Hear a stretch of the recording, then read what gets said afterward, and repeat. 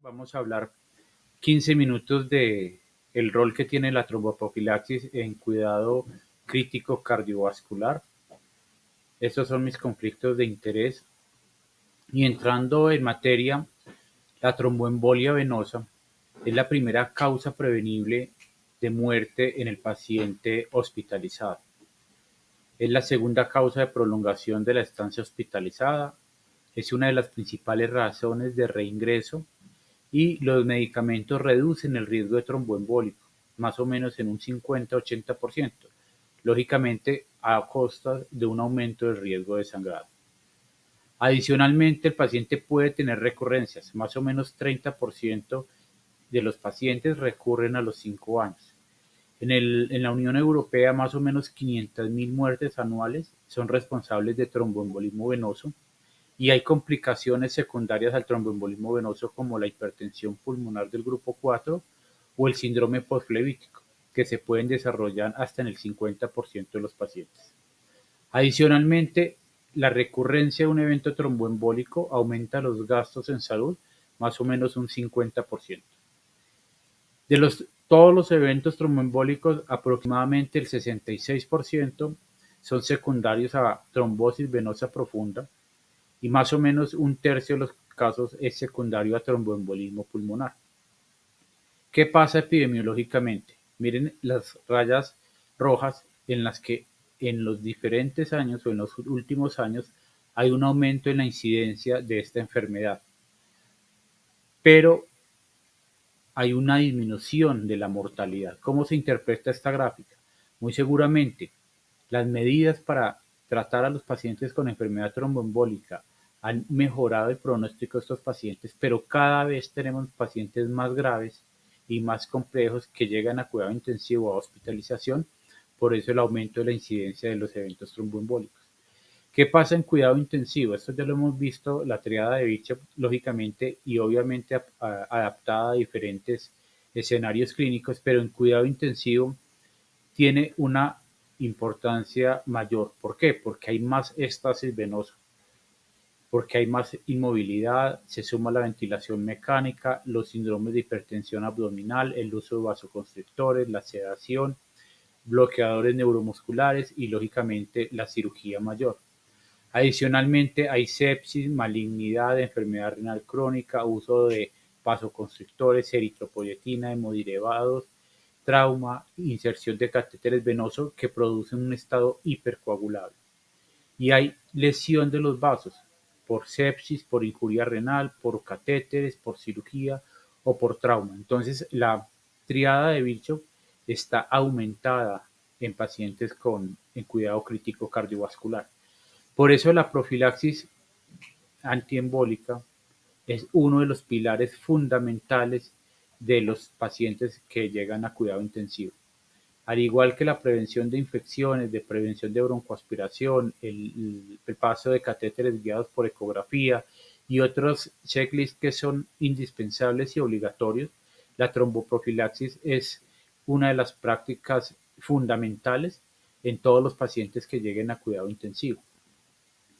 ¿Cuál es el problema? Y esto es un problema en general mundial, que solamente el 50% de los pacientes con riesgo tromboembólico, ya sean quirúrgicos o médicos, están recibiendo alguna terapia tromboembólica. Entonces, nos falta muchísimo trabajar en esto y así sea un tema que sea básico, pues hay que irlo repitiendo porque nos falta abarcar un gran número de pacientes. ¿Cómo podemos escoger a nuestros pacientes?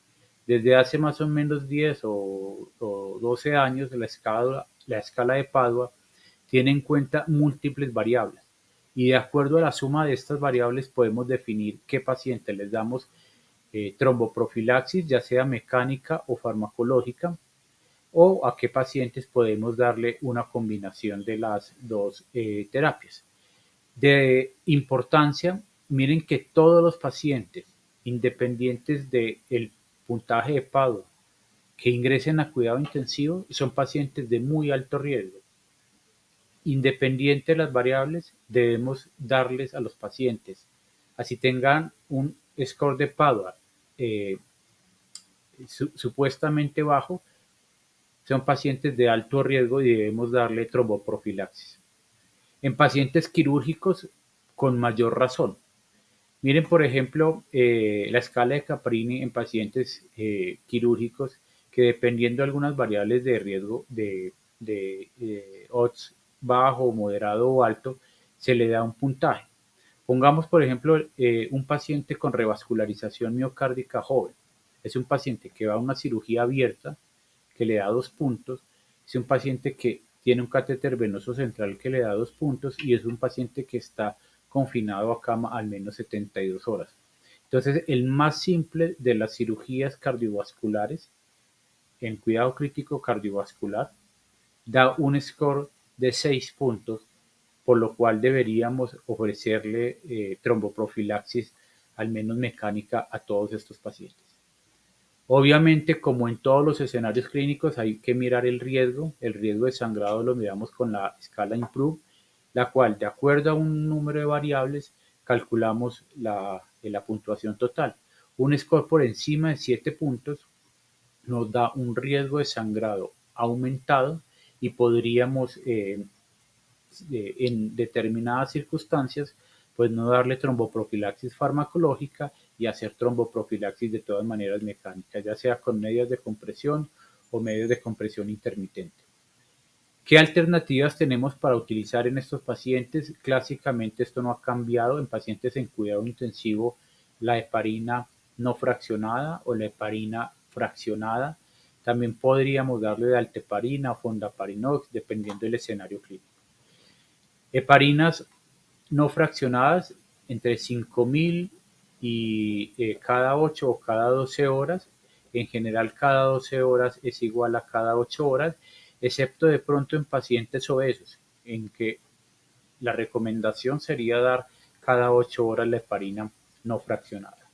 La enoxaparina, en general 40 miligramos a todos los pacientes. En pacientes obesos podríamos dar aproximadamente 40 miligramos cada 12 horas, y de pronto en pacientes con depuración de creatinina por debajo de 30 hasta 15 podríamos utilizar 20 o 30 miligramos de enoxaparina. En pacientes con depuración de creatinina por debajo de 15 sí sería mejor utilizar heparinas no fraccionadas.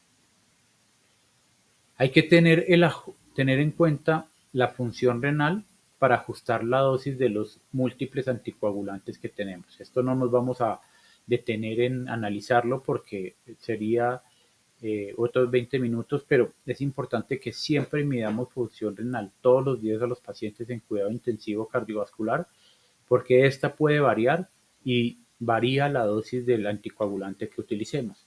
De la misma manera, la función hepática hay que tenerla en cuenta porque los diferentes anticoagulantes, dependiendo del child A, B o C, pueden tener un metabolismo o una vida media diferente. No se nos olvide en cuidado crítico cardiovascular que aproximadamente el 99% de nuestros pacientes utilicen heparinas.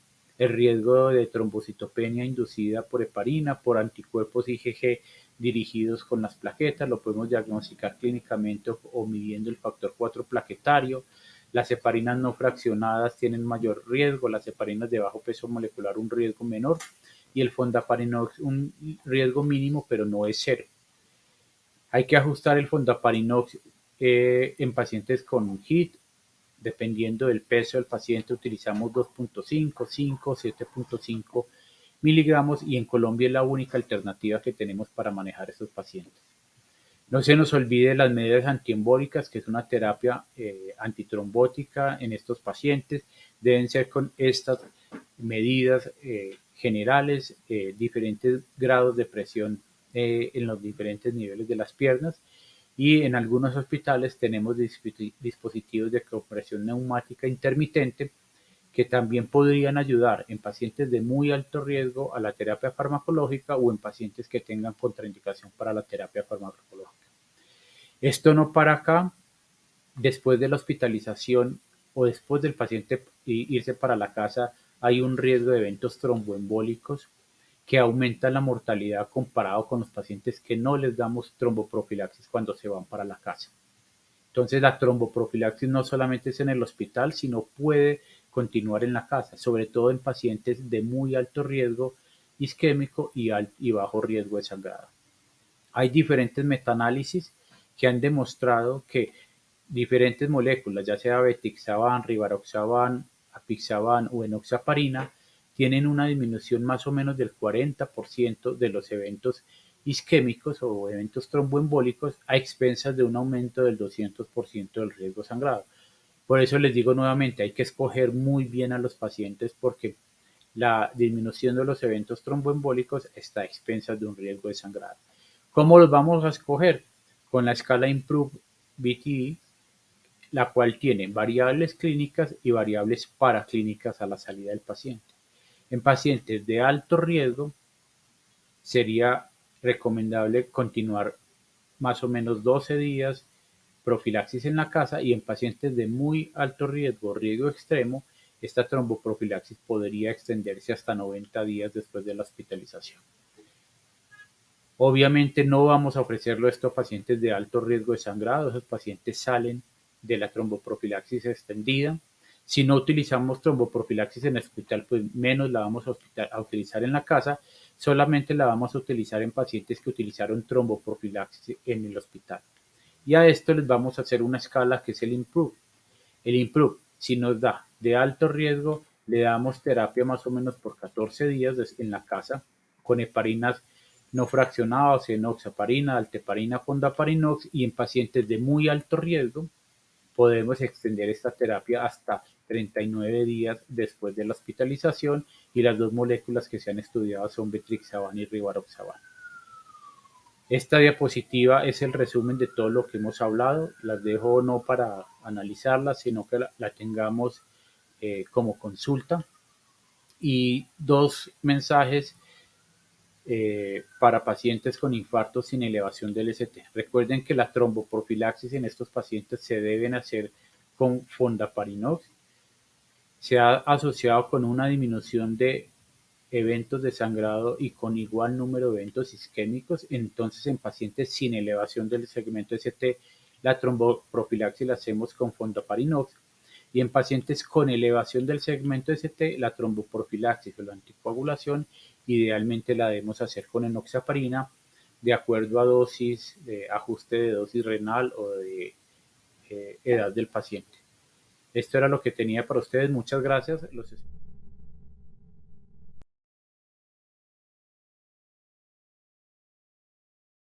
Vamos a discutir un caso clínico muy frecuente en cuidado crítico cardiovascular.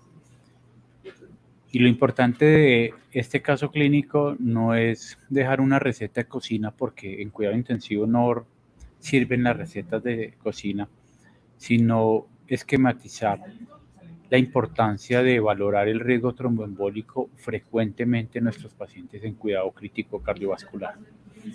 Este es un hombre de 75 años que llega a nuestra institución con un infarto agudo de miocardio con elevación del segmento ST. Tiene antecedente de hipertensión arterial, enfermedad renal crónica, y le calculamos una depuración de creatinina de más o menos 25 mililitros por minuto, peso de 60 kilos y con un índice de masa corporal aproximadamente de 35 y un KILIP 3/4. Este es el electro de ingreso en el que claramente vemos una elevación del segmento ST en B1, B2, B3, B4 y B5. Entonces, en urgencias se decide hacer carga de doble antiagregante plaquetario con aspirina y clopidogrel. Inmediatamente se le pone una dosis de enoxaparina de 60 miligramos subcutáneos y atorvastatina 80 miligramos. Entonces, ¿por qué decidimos enoxaparina? Estamos hablando de un infarto con elevación del segmento ST. ¿Por qué la dosis de 60 miligramos? Este paciente hay que ajustarle la enoxaparina a edad y a función renal. Como cumple los dos criterios, utilizamos la dosis menor. El señor pesa 60 kilos, entonces le damos 1 miligramo por kilo una vez al día. Si el paciente pesa 60 kilos Para ajustar por edad serían 0.75, o sea, 45 miligramos cada 12 horas. O si es por función renal, se baja la dosis a 1 miligramo por kilo una vez al día. Ajustando por función renal da 60 miligramos y ajustando por edad da 90 miligramos. ¿Cuál escogemos? La dosis menor. Por eso escogimos 60 miligramos subcutáneos una vez al día. Esta es la arteriografía coronaria de nuestro paciente. Como ven, la descendente anterior tiene una oclusión del 100%. Miren que el resto de vasos están bien. Hemodinamia intenta abrir este vaso pasando guías, pero no es capaz de recanalizar la lesión, y teniendo en cuenta que es un paciente con un KILIP 3 en el que se ve congestión hepática, congestión pulmonar y una disfunción cardíaca importante, una fracción de eyección disminuida con aquinesia anteroapical, decidimos que este paciente es un paciente con un infarto, con elevación del segmento ST, con una arteria descendente anterior tapada, con KILIP 3, con un gran territorio en riesgo. Por eso decidimos pasar la interconsulta a cirugía cardiovascular, y cirugía cardiovascular decide pasar a cirugía de revascularización miocárdica. Se le anastomosa la descendente anterior de izquierda a la coronaria derecha, y el procedimiento cursa sin complicaciones. Ese día que llega a cuidado intensivo le damos aspirina, le damos metoprolol succinato, le damos atorvastatina 80 miligramos, y las primeras 24 horas, por ser una cirugía de alto riesgo, no utilizamos profilaxis antiembólica, solamente utilizamos medios de compresión intermitente. Después de las primeras 24 horas, la evolución del paciente ha sido favorable, no utilizamos o continuamos con las medidas de compresión intermitente, pero adicional a esto, empezamos heparinas no fraccionadas 5.000 unidades subcutáneas cada 12 horas. Esto lo hacemos como dosis profiláctica. Recuerden que el paciente tenía una depuración de creatinina por debajo de 30. Podríamos utilizar o esta dosis de heparina no fraccionada, o también podríamos utilizar una dosis de 20 o 30 miligramos de enoxaparina, que se utiliza como profilaxis en pacientes con menos de 30 miligramos por decilitro, mililitros de depuración de creatinina. El paciente continúa en cuidado intensivo y más o menos a las 48 horas hace una fibrilación auricular que dura más o menos 24 horas. La depuración de creatinina en ese momento es de 35 mililitros por minuto, entonces decidimos anticoagular al paciente. Suspendemos la heparina no fraccionada, aunque la podríamos continuar en infusión para anticoagular al paciente, pero por comodidad hicimos un crossover a enoxaparina de 60 miligramos cada 12 horas. ¿Por qué 60 miligramos cada 12 horas? Recuerden que el peso seco de nuestro paciente es 60, y cuando vamos a anticoagular para fibrilación auricular en cuidado intensivo, no debemos ajustar la dosis por edad o por función renal, por eso le damos una dosis plena. El paciente se le hace cardioversión eléctrica, que es exitosa, y lo trasladamos a una habitación más o menos a las 24 horas de la cardioversión eléctrica, y continuamos con enoxaparina 60 miligramos cada 12 horas. El paciente evoluciona bien, y a la salida, adicional a la aspirina, a la estatina de alta intensidad, al tratamiento de la falla cardíaca, damos apixaban 5 miligramos cada 12 horas para la anticoagulación de nuestro paciente con FA postoperatoria, la cual debe permanecer indefinidamente. Y como todos los pacientes deben de recibir rehabilitación cardíaca, que también se ha asociado con una disminución de los eventos tromboembólicos.